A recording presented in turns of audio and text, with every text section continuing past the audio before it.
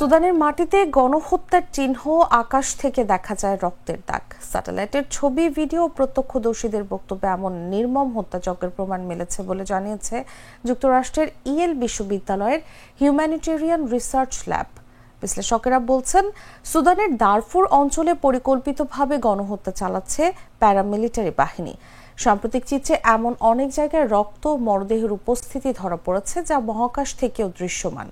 HRL জানিয়েছে, তারা সুদানের দারফুর অঞ্চলে এমন বহু জায়গা শনাক্ত করেছে যেখানে মাটির রং লালচে হয়ে গেছে, যা রক্ত ও মরদেহের উপস্থিতির সঙ্গে সামঞ্জস্যপূর্ণ। এসব স্থান দেখা গেছে হাসপাতাল, আবাসিক এলাকা, শহরের উপকণ্ঠ এবং সুদানের সরকারি সেনাবাহিনী এর ঘাঁটির আশপাশে।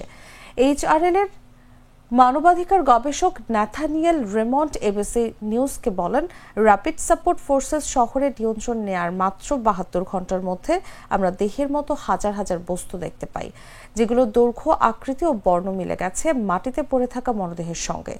জাতিসংঘ আল ফাশিরকে দুঃসহ কষ্টের কেন্দ্রবিন্দু বলে উল্লেখ করেছে। শহরটি গত 18 মাস ধরে অবরুদ্ধ ছিল, আর এখন আরএসএফ বাহিনী পুরোপুরি নিয়ন্ত্রণে নেয়, পালানোর সুযোগ আর নেই। এই বছরের জানুয়ারিতে যুক্তরাষ্ট্রের পররাষ্ট্র দপ্তর ঘোষণা করেছিল আরএসএফ বাহিনীর দারফুরে গণহত্যা চালিয়েছে। ইয়েলের গবেষক রেমন্ড বলেন, 2 দশক আগে শুরু হওয়া দারফুর গণহত্যার চূড়ান্ত পর্ব আমরা এখন প্রত্যক্ষ করছি।